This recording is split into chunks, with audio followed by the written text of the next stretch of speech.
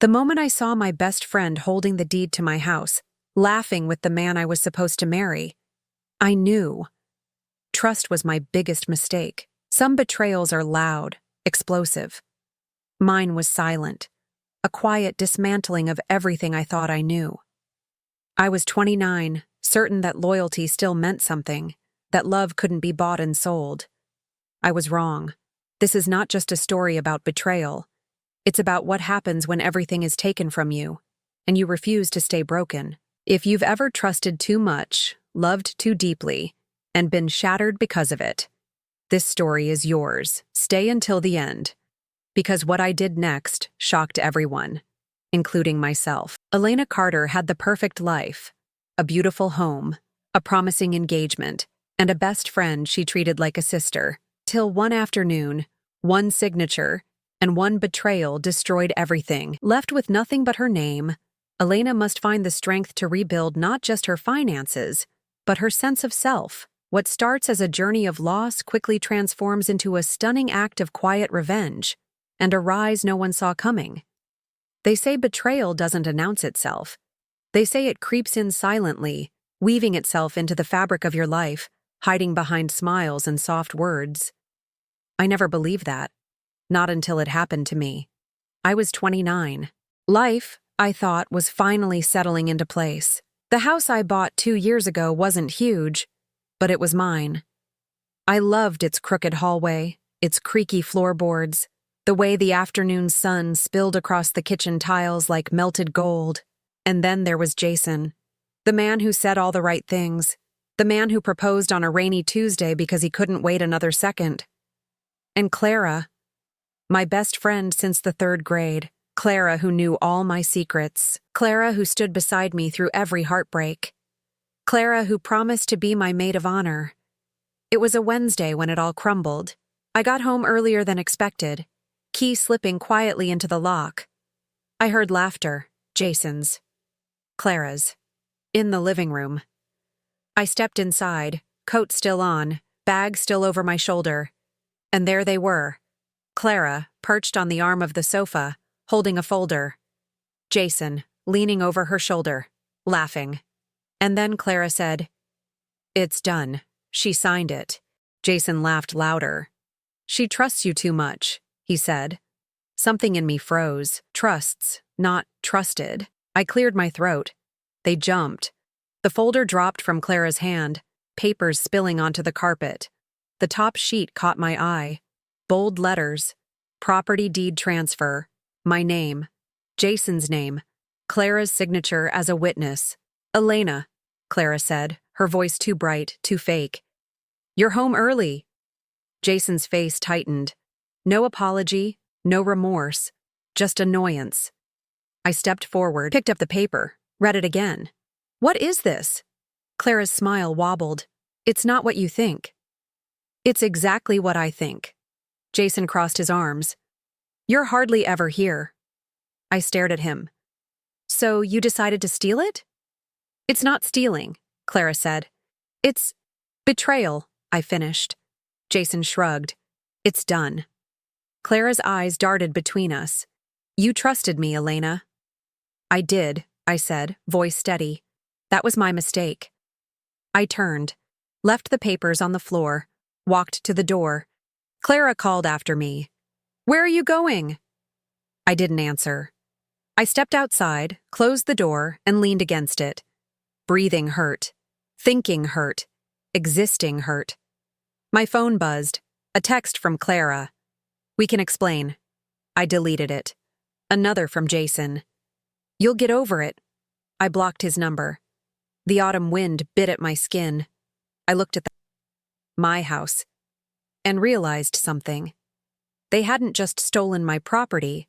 They had stolen my trust, my sense of safety, my past, but not my future. I turned away, walked down the steps, away from the betrayal, toward something else. I didn't know what yet, but I knew one thing. I wouldn't stay broken. Not for them.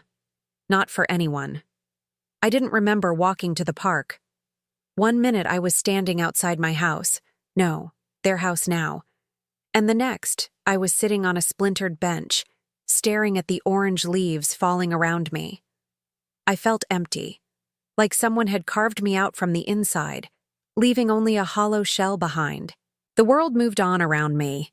Children laughed, dogs barked, cars hummed past. But inside I was frozen. I scrolled through my contacts, thumb hovering over my mother's name. Deleted. Over my brother's. Deleted. I had pushed everyone away when I met Jason. Isolated myself, thinking he was all I needed. Jason and Clara. The perfect pair. I laughed, but the sound was bitter. My phone buzzed again. Another message from Clara. Please, let's talk. I blocked her. I wanted to scream. I wanted to break something. Instead, I sat there, still, numb. A shadow fell across me. I looked up. An elderly woman stood there, clutching a worn scarf around her neck. Are you all right, dear? I opened my mouth, closed it. No, I whispered. Her eyes softened. She sat beside me. Whatever it is, it's not the end. I blinked back tears. It feels like it. She smiled. That's how you know you're standing at the edge of a new beginning. I wanted to believe her. But beginnings required strength. And I had none. Not yet. She patted my hand. Take your time, she said. But don't stay here too long. She stood and walked away, leaving the scent of lavender in her wake. I sat there until the sky turned pink and the streetlights flickered on. Finally, I stood, walked back to my car, sat behind the wheel, hands gripping the steering wheel until my knuckles turned white. Home wasn't an option. Not my apartment. Not my parents' house. Not any place Jason and Clara might find me. I needed a new start, a new life. But first, I needed a plan. And plans needed foundations. I drove to the only place that had ever felt truly mine. The library. Rows of books. Endless possibilities. Sanctuary.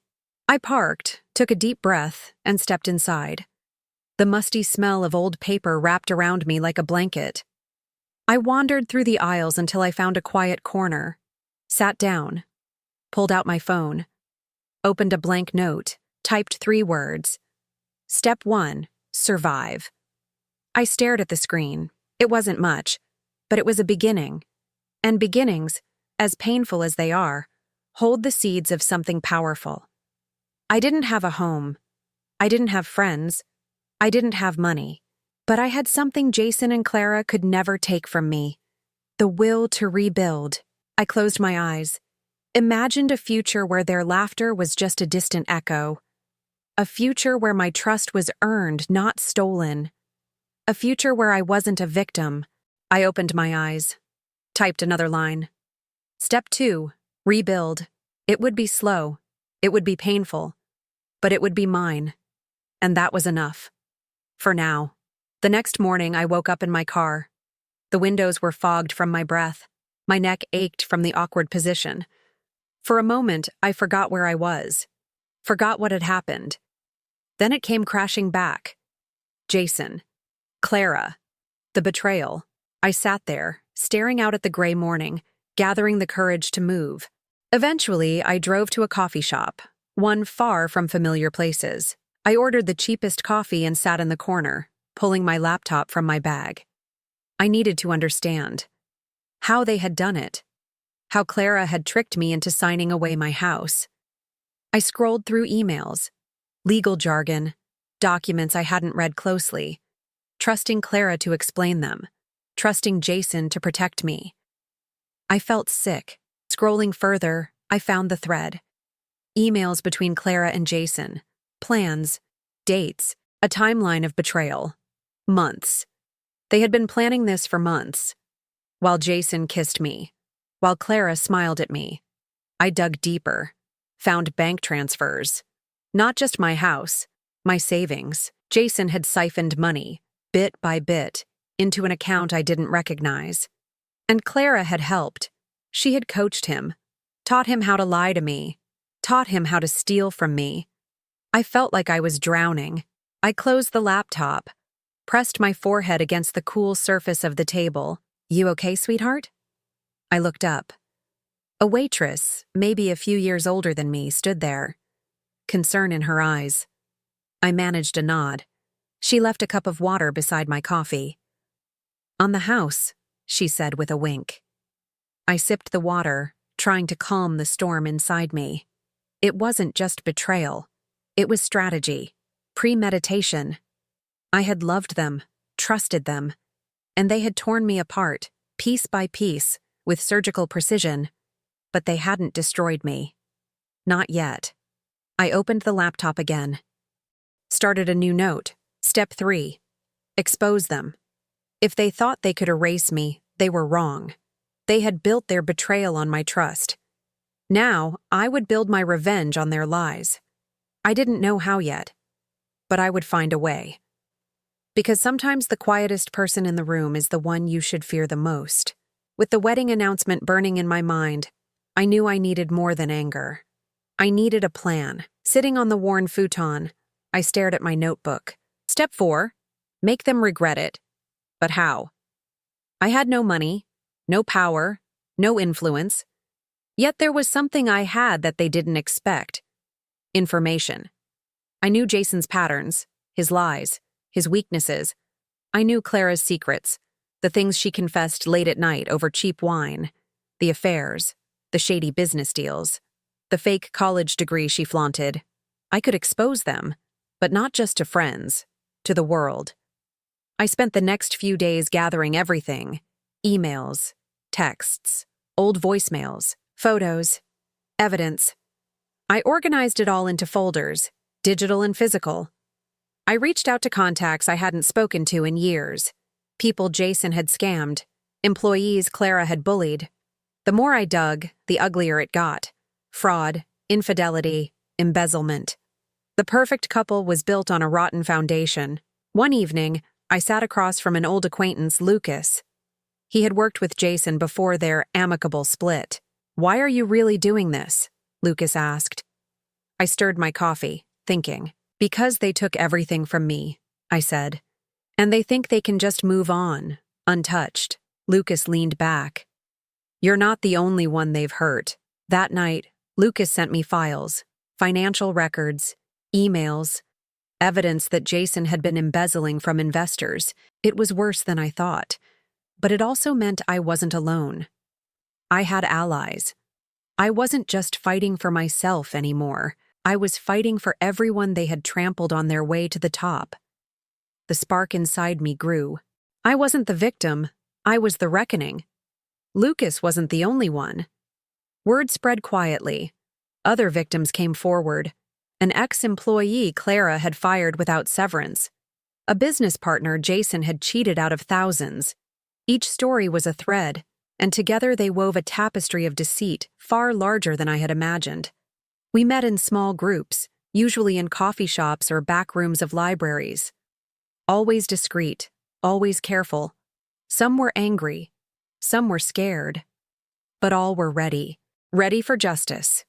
We formed a plan, evidence first, then exposure, public exposure, a blog, anonymous at first. Telling our stories, sharing the receipts, no accusations, just facts, dates, documents, photos, truth. I worked late into the night, compiling everything, drafting posts, verifying every detail, making sure nothing could be dismissed as rumor. Lucas helped. So did others. We were careful, meticulous, paranoid, and rightly so. Jason and Clara were powerful, connected, but they had one weakness. They underestimated the people they hurt. They thought we were powerless. They thought we would stay silent. They were wrong. When the blog went live, it was quiet at first. A ripple, a whisper. But ripples grow. Whispers spread. Soon the blog was being shared, screenshotted, talked about, local forums, small news outlets, then bigger ones, an avalanche of attention. People started asking questions. Sponsors pulled out of Jason's firm. Clara's charity work dried up overnight. They responded, of course. Denials, threats. But we had evidence, and the truth has a way of sticking. I watched from the shadows as their perfect facade cracked. Their smiles faltered. Their reputations crumbled. It wasn't enough yet, but it was a start. The beginning of their end, and the beginning of my rise. With the blog gaining traction, it was time to escalate. The stories had weakened their hold. Now we needed a blow that would finish them. We gathered in a rented conference room above an old bookstore. Lucas, Marissa, David, a small but fierce group. The plan was simple: expose them publicly, but not through scandal, through truth, through the one thing they couldn't refute: proof. We decided to organize a press conference, an anonymous one, where each victim would share their story. Documents would be released: bank statements, emails, photos. We would lay everything bare. No rumors, no gossip, just facts. We worked day and night, drafting statements, organizing evidence, coordinating with small news outlets willing to give us a platform. The night before the conference, I stood in front of the mirror, practicing. My heart pounded. My hands shook. But when I spoke the words aloud, I felt something shift. Power. Agency. I wasn't just a victim telling a sad story. I was a survivor, demanding justice. The morning of the conference, the room filled quickly. Reporters, photographers, curious onlookers.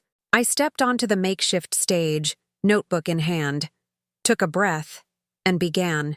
My name is Elena Carter. I told them everything: the house, the deception, the betrayal. And I wasn't alone. One by one, others stepped forward, each voice steady, each story damning. By the time we were done, there was no denying it.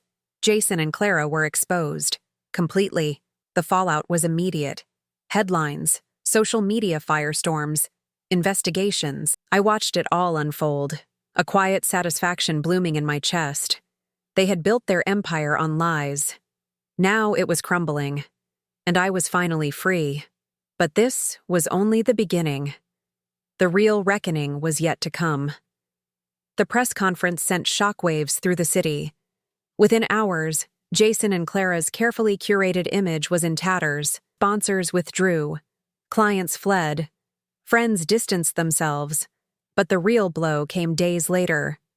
A financial audit. One of Jason's former partners, emboldened by our exposure, filed a formal complaint. The audit uncovered discrepancies, large ones, the kind that pointed to fraud. And once the authorities got involved, everything unraveled. Jason and Clara tried to fight it. They released statements denying everything, claimed to be victims of a smear campaign, but it was too late. The evidence was overwhelming. Court dates were set, their assets were frozen. I watched from the sidelines, anonymous but powerful. I had expected to feel triumphant, but mostly I felt relieved. Relieved that the truth was out, that they couldn't hurt anyone else. One evening, as I walked past what used to be Jason's office, now dark and empty, I realized something important. I wasn't angry anymore. I wasn't bitter. I was free from the lies, free from the pain, free to rebuild. I stopped in front of the glass doors. My reflection stared back at me. Older, wiser, stronger. I smiled. A real smile, not the forced ones I had worn for so long. And as I turned away, I knew this was only the first step. The first step toward a life where I defined my worth. Not them, not anyone, just me. Freedom wasn't just a feeling, it was a decision. Every morning I woke up and chose it again. It wasn't easy. The temptation to hide, to wallow in bitterness, was strong. But I refused. Instead, I enrolled in classes: financial literacy, business management, self-defense, not because I wanted revenge, not anymore, but because I wanted to rebuild stronger, wiser, unbreakable. I started volunteering at a local shelter for women who, like me, had been betrayed, broken. They taught me more about resilience than any book ever could. We shared our stories, our scars, our hopes. I wasn't alone. I never had been. I just hadn't been looking in the right places. One day, after a long shift at the shelter, I found a letter waiting for me. A legal letter from Jason and Clara's attorney, a settlement offer, Money in exchange for silence. An NDA. A bribe. I laughed. It wasn't even a temptation. I tore it up, tossed the pieces in the trash. They still didn't get it. This wasn't about money, it was about freedom, about reclaiming my voice, my life. No settlement could buy that. I drafted a response. Polite, professional, firm. No settlement, no silence. See you in court. And with that, I took another step forward. Not just surviving. Court proceedings began with a whirlwind of motions and hearings. Jason and Clara tried everything to delay, deflect, diminish. But I had truth on my side. And truth, especially when backed by evidence, is powerful. I walked into the courtroom with my head high. I wore no mask of politeness, no fake smile, just resolve. The courtroom became a battlefield. Lawyers clashed, testimonies rang, and through it all, I stood steady. I told my story, clearly and without shame. Emails, receipts, witnesses. All of it painted a damning picture. Jason's eyes never met mine. Clara shifted uncomfortably with every truth spoken. By the second week, their case was unraveling. Even the judge seemed unimpressed. Their defense? Weak? Their lies? Obvious. I didn't just want to win. I wanted accountability. And slowly, it came. They were ordered to return the stolen money, to issue a public apology, and most importantly, to face criminal charges for fraud. When the gavel fell, I exhaled. It was done. My name, cleared, my voice, heard, my power, reclaimed. But even then, I knew this wasn't the end. This was the beginning of something greater. The trial was over, but the journey wasn't. With the judgment behind me, people began to notice.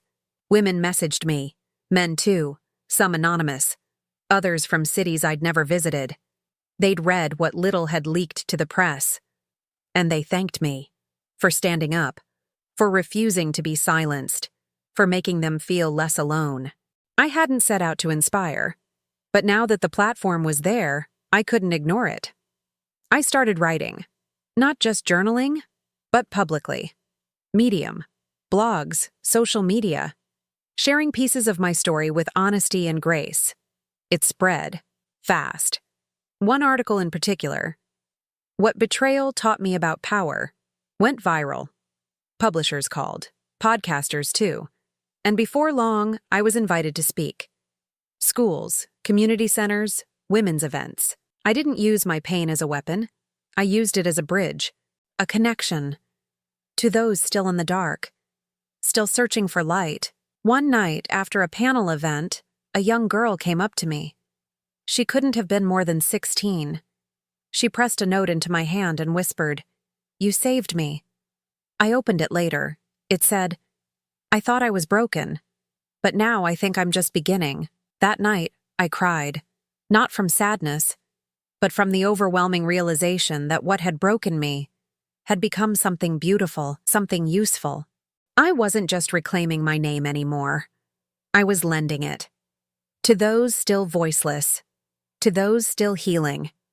And that was a victory far greater than any courtroom could offer. A week later, as I was locking up ashes and ink, a man in a tailored suit approached. "Emma Sinclair?" I nodded cautiously. "My name is Jonathan Wells. I'm with Marlowe Publishing." Marlowe Publishing. One of the biggest publishing houses in the country. I tightened my grip on my keys. "Can I help you?" He smiled. "Actually, I think I can help you." He handed me a business card. "We read your story. We loved it. We think it could be more." I blinked. More? A book. A memoir. Your story of betrayal, resilience, and triumph. It's exactly what people need right now. I stared at him, speechless. "We're prepared to offer you a book deal." The world tilted slightly. A book deal. Me. Jonathan handed me a folder. "Think about it. Call me if you're interested." He turned and disappeared into the night, leaving me standing there, stunned. Back inside, I sat at the counter, the folder heavy in my hands. A book, my story. It was terrifying. It was exhilarating. I flipped open the folder. The terms were generous. A sizable advance, full creative control, support for promotion and events. It felt surreal. I thought of the journal Emma had given me, the first words I'd written in the aftermath of the betrayal. Write your way out. Maybe it was time. The next morning, I called Jonathan. I'm in, I said. The following months were a whirlwind. I wrote feverishly, pouring every emotion, every wound, every triumph onto the page. It was painful. It was healing. The book took shape, raw and honest. When I turned in the manuscript, Jonathan called. It's powerful, he said. It's going to change lives. The cover design was simple. Ashes and ink. The title wasn't just about the bookstore anymore. It was about my life. From the ashes, I had written my truth. And now, it would belong to the world. The day of the book launch felt like a second rebirth. Ashes and Ink was filled wall to wall with people, strangers, friends, and some faces I hadn't seen since the betrayal. Jason wasn't there, Clara either. But my story was. And that was more than enough. I stepped onto the small wooden stage, heart pounding in my chest like a war drum. Thank you all for being here, I began. This book, it's not just about pain. It's about what comes after. About what we become when we survive. Applause echoed like a heartbeat through the room. That night, a woman waited until the end of the line. She looked older, tired, but her eyes burned with recognition. I read your story, she said. You wrote mine. We embraced. No words, just the shared weight of survival.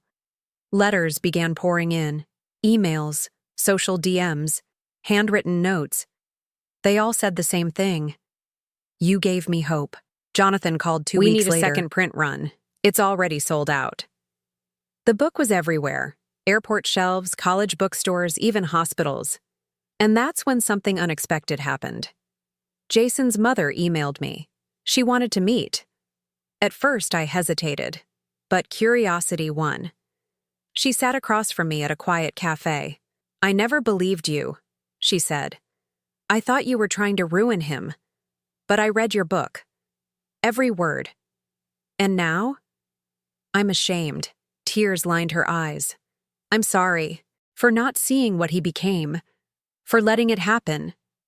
I nodded. Forgiveness wasn't always about them. Sometimes, it was about freeing ourselves. Back at the store that evening, I opened a new notebook. On the first page, I wrote, "The story isn't over." Because healing, like betrayal, comes in waves. And I was finally learning how to ride them. 6 months after the launch, Ashes and Ink wasn't just a bookstore anymore. It was a refuge, a gathering place for the broken and healing. We started hosting monthly story nights. People came from out of state just to sit and share. Some cried, some laughed, some just listened. And that was okay too. One evening, I stepped onto the small wooden stage again. This time, not to talk about pain, but progress. 6 months ago, I said, I thought my story had ended in betrayal. But it didn't. It was only just beginning. The crowd applauded, warm and knowing. After the event, a girl no older than 20 came up. I read your book, she said, her voice trembling. I thought I was the only one. I took her hand. You never were. You just hadn't found your people yet. Outside, the night air was crisp. I looked up at the sign above the door, still glowing. Ashes and Ink. From ruin came rebuilding. From silence came voice. Back home, I received another email. This time, from a film producer. He wanted to adapt my memoir into a screenplay. The world, it seemed, wasn't done with my story, and neither was I. The meeting with the film producer happened on a rainy Tuesday. His name was Marcus D'Angelo, a name I'd seen on several award-winning adaptations. When he walked into Ashes and Ink with his assistant and a leather portfolio, it felt like fiction crashing into my reality. Emma, he said warmly, shaking my hand. Your story, it's the kind that sticks. We want to bring it to life. He laid out a vision. A limited series. Emotional. Raw. Unflinching. It wasn't just about what happened. It was about what it meant. I read the first draft of the script with trembling hands. They got it. They captured the silence, the ache. The moments no one saw, but that shaped everything. Filming began 6 months later. The first scene was set in a replica of Ashes and Ink. I stood off camera, watching as an actress portraying me walked through the same pain I had survived. It was surreal. It was healing. The premiere aired a year later. Millions watched. Messages flooded in. Women, men, even teenagers. All saying the same thing. I thought I was alone. I wasn't just a victim anymore. I was a voice, a mirror. And for the first time in a long time, I didn't feel like I was still surviving. I was thriving. Jason and Clara faded into the background. Not because I forgot, but because they no longer defined me. The final scene of the series ended exactly as it should have. Me, behind the counter at Ashes and Ink, looking directly into the camera. This is where it ended. And where I began, because the greatest revenge was living free and rewriting my story on my own terms. The meeting with the film producer happened on a rainy Tuesday. His name was Marcus D'Angelo, a name I'd seen on several award-winning adaptations. When he walked into Ashes and Ink with his assistant and a leather portfolio, it felt like fiction crashing into my reality. "Emma," he said warmly, shaking my hand. "Your story? It's the kind that sticks. We want to bring it to life." He laid out a vision. A limited series. Emotional. Raw. Unflinching. It wasn't just about what happened. It was about what it meant. I read the first draft of the script with trembling hands. They got it. They captured the silence, the ache, the moments no one saw, but that shaped everything. Filming began 6 months later. The first scene was set in a replica of Ashes and Ink. I stood off camera, watching as an actress portraying me walked through the same pain I had survived. It was surreal. It was healing. The premiere aired a year later. Millions watched. Messages flooded in. Women, men, even teenagers, all saying the same thing. I thought I was alone. I wasn't just a victim anymore. I was a voice, a mirror. And for the first time in a long time, I didn't feel like I was still surviving. I was thriving. Jason and Clara faded into the background, not because I forgot, but because they no longer defined me. The final scene of the series ended exactly as it should have. Me, behind the counter at Ashes and Ink, looking directly into the camera. This is where it ended. And where I began. Because the greatest revenge was living free and rewriting my story on my own terms. But it didn't end there. The show's success led to speaking invitations, conferences, interviews, panels on resilience, healing, and forgiveness. Each time I took the stage, I thought of the girl I used to be. Small, afraid, erased. Now I stood taller. My voice, steady. My message, clear. You are allowed to rise. One night, after a particularly emotional book signing, a woman in her 50s clutched my hand. "You gave me permission to leave," she whispered, tears in her eyes. That was when I truly understood. This wasn't just my story anymore. It belonged to every person who had ever been silenced. Ashes and Ink became more than a bookstore. It became a movement, workshops, support circles, story nights streamed online, all sparked by the moment I chose not to stay broken, the moment I rewrote my ending, the moment I remembered. I never needed to be saved. I just needed to save myself. The end.